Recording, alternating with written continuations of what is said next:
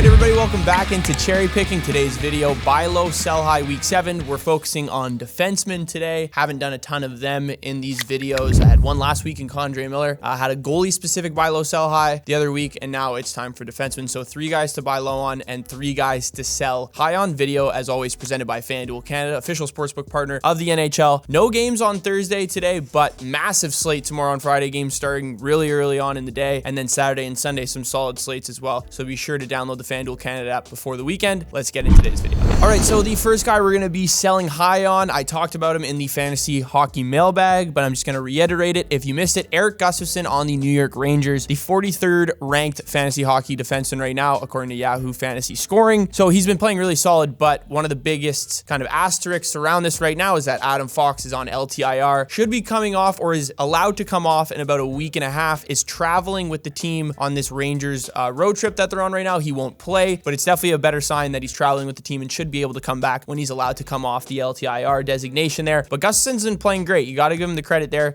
He's tied 5th in points amongst defensemen over his last 7 games played with 7, has 3 goals and 9 assists on the season so far. Just looking at his season as a whole, 3 goals, 9 assists, and 16 games played there. 4 power play points to show. The one thing I think we'll see Adam Fox back on that first power play when he is healthy and back in this lineup. Peter Laviolette definitely has a good connection and has coached Erik Gustaffson in the past, but I still think that he will move down a little bit on the depth chart in a couple situations that will definitely hurt his fantasy hockey value, and I don't really see him staying where he is or really finishing in the top 50 when you're looking at fantasy hockey defensemen. So the only time, the window you have to sell high on him is about a week and a half, I'd say, and then after that, he's probably going to be a guy you're going to have to drop. All right, so the first guy we're buying low on this week is John Carlson on the Washington Capitals, a guy that's been taken so high in fantasy hockey drafts in terms of fantasy hockey defensemen over the past few seasons. Last year went down with an injury, was recovering from that in the offseason, and now is back in this lineup fully healthy. I wouldn't say he's playing great. I wouldn't say he's playing terrible, but he's been relatively mediocre. But the floor and kind of expectations for John Carlson are always going to be much higher. And right now in the season, 15 games played, 1 goal, 8 assists, only 2 power play points there. But he actually leads the NHL in ice time per game. He's playing 26 minutes per game.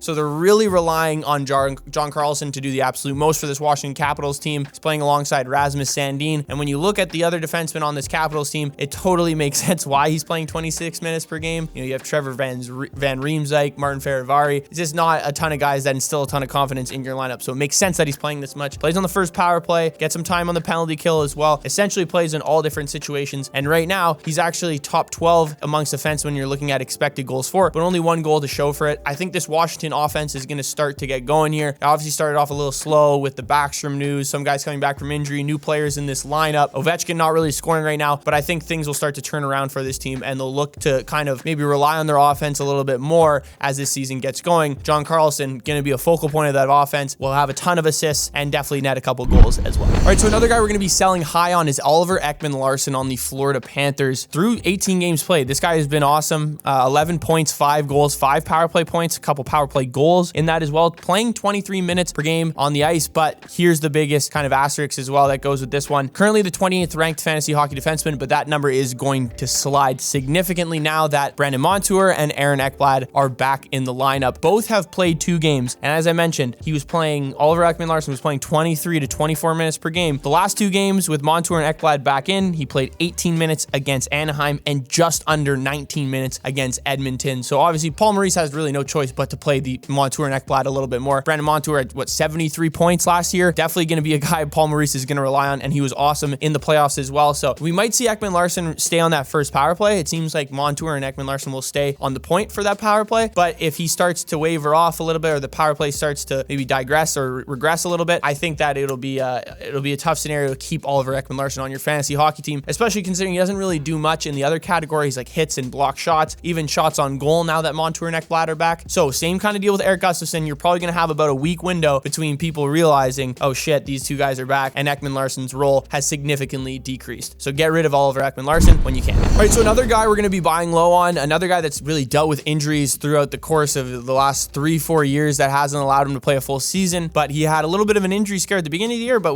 came back and fully healed from it. And that's Zach Werenski on the Columbus Blue Jackets. So far through the season, 17 games played, has 1 goal, 10 assists, 0 power play points, which is a little surprising, but has 40 shots on goal. A guy that leads this team in shot attempts, share as well. Gets a lot of pucks on net. Sometimes they're blocked, but that's good. It's really good, actually, if you're looking at a guy who's also 13th in the NHL in expected goals for amongst defensemen right now. So he's creating a lot of offense. Only has 1 goal to show for it right now, but I think that will start to turn. Same thing as what I said about Washington. Columbus, obviously, an absolute dumpster fire. They'll still be able to score goals. Werenski will be at the forefront of their offensive game plan as well. Currently the 54th fantasy hockey defenseman right now, so you definitely won't have to give a ton. His name in terms of what he was as a prospect and what he was when he came into the league is definitely a little bit high here and how much he makes as well. But I think if people are realizing kind of where he is fantasy hockey wise, how many points he has, I think you might be able to get him for a pretty low price right now. So definitely try to get him. He needs to stay healthy. It's obviously the biggest part, but when he does stay healthy, we've seen him have top 15, top 20 fantasy hockey defenseman finishes in that position. So definitely try to get Werenski if you can right now. All right, so the last guy we're selling high on, Vegas Golden Knights defenseman Brayden McNabb. So far in the season, 19 games played, he has a goal and 7 assists. Leads the NHL in block shots. So Bangers League, he's been very relevant, but he's the 15th ranked fantasy hockey defenseman right now. I don't think he'll finish anywhere near that by the end of the season. He's not a goal scorer. We know that. He's 116th in expected goals for, not in the NHL amongst only defensemen. That's like really low when you're looking at guys who aren't even playing probably 20 minutes per game like Brayden McNabb is right now. His assist numbers are a little high right now. We've definitely seen him had more assists than goals, but still his career high in assists for a season, 22. He's much more relevant when it comes to Bangers leagues, but you don't want to even hang on to him in that sense if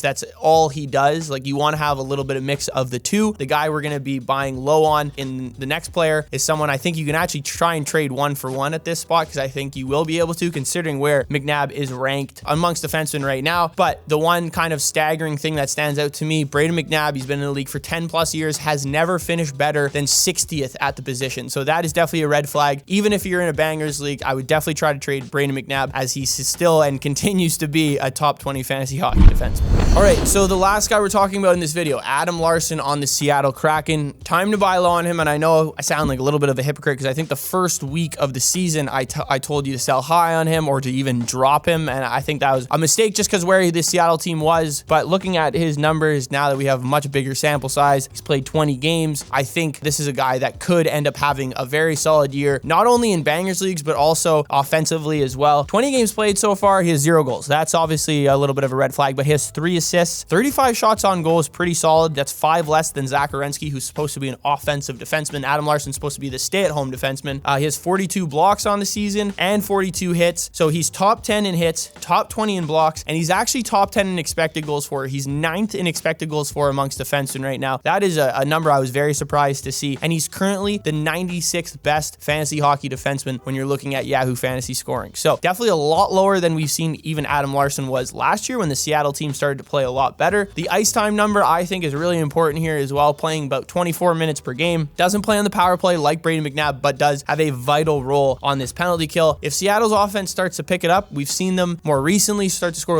a few more goals. I think Ekman-Larsson could be a slam dunk buy low candidate right now. And like I said just before in this video, if you want to try and do a 1-for-1, if you have Brayden McNabb and you want Ekman-Larsson, I wouldn't hate doing that, because although Brayden McNabb leads the NHL in block shots, he doesn't come near the amount of hits that Ekman-Larsson has and will have by the end of the season. I think Ekman-Larsson already has 22 more hits than him right now, and Brayden McNabb only has about 12 more, 13 more blocks, or sorry, 17 more blocks on the season right now. And Ekman-Larsson will continue to keep those numbers relatively consistent throughout the year. Brayden McNabb, definitely more of a wild card. So I definitely try to get Ekman-Larsson on your team right now before he starts to pick it up offensively.